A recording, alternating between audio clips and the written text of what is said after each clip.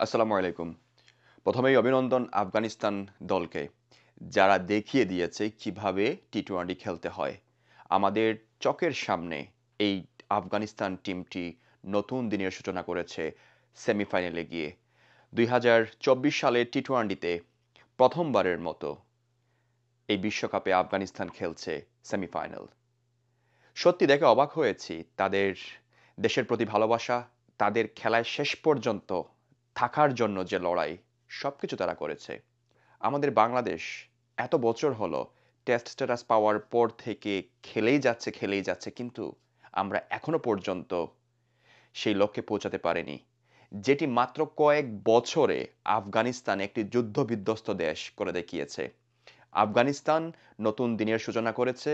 আফগানিস্তান ভবিষ্যতে এই ক্রিকেটে এশিয়াতে রাজত্ব করবে। আপনি যদি দেখেন পাকিস্তানের ক্রিকেট, আপনি যদি দেখেন বাংলাদেশের ক্রিকেট, ওই মুদ্রার এপিঠ ওপিঠ। বাংলাদেশ যেভাবে ক্রিকেট খেলেছে এই বিশ্বকাপে, সেখান থেকে পুরোটাই ছিল অগোছালো, পুরোটাই ছিল খেলার মধ্যে না থাকা, পুরোটাই ছিল একটি শিক্ষা সফর। আর সেটাই করিয়ে দেখেছে বাংলাদেশ। না হলে আজকের যে ম্যাচ ছিল, ভালো বোলিং করেও কেন আমরা বারবার ব্যাটিং ব্যর্থতায় হারছি? আফগানিস্তান এত স্বল্প পুঁজি নিয়ে তারা যেভাবে শেষ পর্যন্ত লড়ে গেছে, তার কারণেই তারা ৮ রানের জয় পেয়েছে। আমরা বাংলাদেশ এই সুপার ৮ খেলেছি সহজ দলগুলোকে হারিয়ে। অপর প্রান্তে আপনি দেখবেন যে আফগানিস্তান কাকে হারিয়েছে? সুপার ৮ এ অস্ট্রেলিয়ার মতো দল, যারা চলতি বিশ্বকাপে চ্যাম্পিয়ন হওয়ার মতো দল। কাদেরকে হারিয়েছে গ্রুপ পর্বে? নিউজিল্যান্ডকে, যাদেরকে হারিয়ে তারা আজকে সুপার ৮ এ এসে আজকে সেমিফাইনাল খেলছে। আপনারা লক্ষ্য করেছেন যে বাংলাদেশের প্লেয়াররা, খেলোয়াড়রা যে মাঠে ছিল, তাদের খেলায় থাকার মতো কি মন মানসিকতা ছিল? টি-টোয়েন্টি বিশ্বকাপে খেলতে এসে আমেরিকাতে যা ঘটনা হয়েছে, বারবিকিউ পার্টি থেকে শুরু করে অনেক কিছু, এগুলো সবার পরেও আমরা মনে করেছি যে বাংলাদেশ একটি ভালো ক্রিকেট খেলা উপহার দিবে। এট লিস্ট আজকের যে বোলিং করেছে বাংলাদেশ আফগানিস্তানের বিপক্ষে, মানলাম সেমিফাইনাল খেলার মতো দল না আমরা। ১২ ওভার ১ বলে প্রয়োজন ছিল বাংলাদেশের ১১৫ রান টপকাতে হবে। কিন্তু সেই জায়গায় আমরা কি করলাম? আমরা প্রথমে খেলার চেজের জন্য পুরোটাই দিয়ে দিলাম উজাড় করে। হঠাৎ করে আমরা এলোমেলো হয়ে গেলাম। আমরা যখন দেখলাম যে আমরা ৬ ওভার পরে বা ৫ ওভার পরে আমরা আর সেই লক্ষ্যে পৌঁছাতে পারবো না। এট লিস্ট আমরা যখন বাড়ি ফিরবো একটি জয় নিয়ে আমরা ফিরি। সে কাজটি কেউ করতে পারল না। সৌম্য বলেন, হৃদয় বলেন, মাহমুদুল্লাহ বলেন, সাকিব আল হাসান বলেন, সবাই ব্যর্থ। লিটন একাই টেনে গেলেন। সৌভাগ্যক্রমে লিটন ১৭ ইনিংস পরে একটি 50 দেখা পেয়েছেন।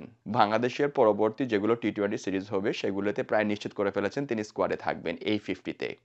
এই যে রান খরা বাংলাদেশ টপ অর্ডারের, সেটা চলমান। আমরা শুধু বোলিংয়ের কারণে এই দুর্বল দলগুলোর কাছে জিতেছি। আমাদের বাংলাদেশ টিমের কোচিং প্যানেল দেখুন, আর আপনি আফগানিস্তানের কোচিং প্যানেল দেখুন। আপনি আফগানিস্তানের কোচিং প্যানেলের মধ্যে জেতার যে মন মানসিকতা, মাঠে থাকা, পাশে থাকা, আর বাংলাদেশের কোচিং প্যানেল দেখুন তারা কোথায়, কি করছে। আমরা কোটি কোটি টাকা দিচ্ছি এই কোচিং প্যানেলকে। বিনিময়ে আমরা প্রতিবার বলি পরবর্তী বিশ্বকাপ আমাদের টার্গেট। আমাদের যদি আজকে মিরাজ থাকতো, আমাদের যদি আজকে তামিম ইকবাল থাকতো, আমাদের যদি আজকে মুশফিকুর রহিম থাকতো, তাহলে একটি কম্পিটিটিভ ক্রিকেট খেলতো বাংলাদেশ দল। আমরা আমাদের দেশের ক্রিকেটকে দুর্নীতির মতো ধ্বংস করে দিয়েছি। যার মতো করে চলছে, যার মতো করে খেলছে, যার মতো করে পারফরম্যান্স করছে। আর এভাবেই আমাদের মতো যাদের হার্ট দুর্বল, তারা ক্রিকেট দেখছি বেহায়ার মতো, আর বাংলাদেশকে সাপোর্ট করছি। আমরা করব। কারণ দিন শেষে এটা আমাদের বাংলাদেশ। কিন্তু আজকে আমাদের বাংলাদেশের ক্রিকেট কোথায়? আর কতদিন, কতদিন হলে আমাদের ব্যাটসম্যানরা, আমাদের খেলোয়াড়রা, আমাদের ন্যাশনাল টিমের প্লেয়াররা পারফরম্যান্স করবে? তারা কি করতে চায়, তাদের কি উদ্দেশ্য, তারা কিভাবে খেলবে, তাদেরকে কিভাবে গ্রুম করা হবে, এগুলো কি নিয়ে কোনো পরিকল্পনা করা হয়েছে? আমাদের বাংলাদেশের মিডিয়া যেগুলো ইউটিউবার, যেগুলো ফেসবুক সাংবাদিক সারাক্ষণ থাকে বাংলাদেশ দলের পেছনে লেগেই থাকে। কিন্তু কাজের কাজ কি হয়েছে কিছু? সবাই যার, যার মতো টাকা কামাচ্ছে, ইনকাম করছে।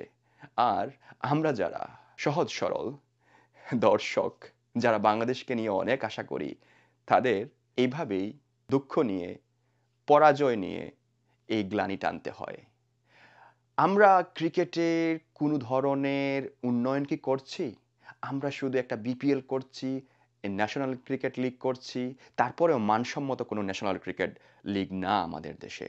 আমাদের ওই মিরপুরে ঘুরে ফিরে এই সিরিজ আয়োজন করছি, আর সেইখান থেকেই আমরা কয়েকটা সিরিজ জিতে যাচ্ছি। এটাই হচ্ছে আমাদের বড় প্রাপ্তি। আমরা বহির্বিশ্বে ক্রিকেটে কিভাবে ভালো করতে হয়, সেটা আফগানিস্তান দেখিয়ে দিয়েছে। তাদের কোনো মাঠ নেই ইন্টারন্যাশনাল। যারা অন্যের কাছে মাঠ ধার করে খেলছে। এই তো আসন্ন যে সিরিজ হবে আফগানিস্তানের, সেখানে তারা ইন্ডিয়ায় খেলবে। আর আমরা এত লক্ষ, লক্ষ কোটি টাকা খেলোয়াড়দের পেছনে খরচ করছি। বিনিময়ে আমরা কি পাচ্ছি? আমার মনে হয় এই যে বিশ্বকাপটা শেষ হয়েছে, এখনই ভাবার সময় এই বোর্ডের যে পুরাতন প্লেয়ার সিনিয়র যারা আছেন, যারা পারফরম্যান্স করতে পারেননি টপ অর্ডারে, তাদেরকে বাদ দিয়ে নতুনভাবে একটি দল তৈরি করা। এই যে শান্ত দেখুন আপনি, একজন ক্যাপ্টেন, একজন অধিনায়ক, দলনেতা, তার পারফরম্যান্স দেখুন। আর আপনি দেখুন অপর প্রান্তে কিভাবে আফগানিস্তানের রশিদ রান নিতে না পারায় কারিম জান্নাতকে রাগ করে ব্যাট ফেলে দিয়েছে মাঝ মাঠে। তাদের প্রত্যেকটা মুহূর্ত ছিল, প্রত্যেকটা সেকেন্ড ছিল মাঠে জেতার জন্য। আর আমরা হারার জন্য সবকিছু উজাড় করে দিয়েছি। এটাই হচ্ছে আমাদের বাংলাদেশ। দুর্নীতি বলুন, খেলায় বলুন, সবকিছুতে আমরা এভাবেই উজাড় করে দিয়ে দিচ্ছি আর খালি করছি। আর এভাবেই খালি হতে, হতে বাংলাদেশের ক্রিকেট মুছে যাবে। আবেগ দিয়ে কিছুই চলবে না।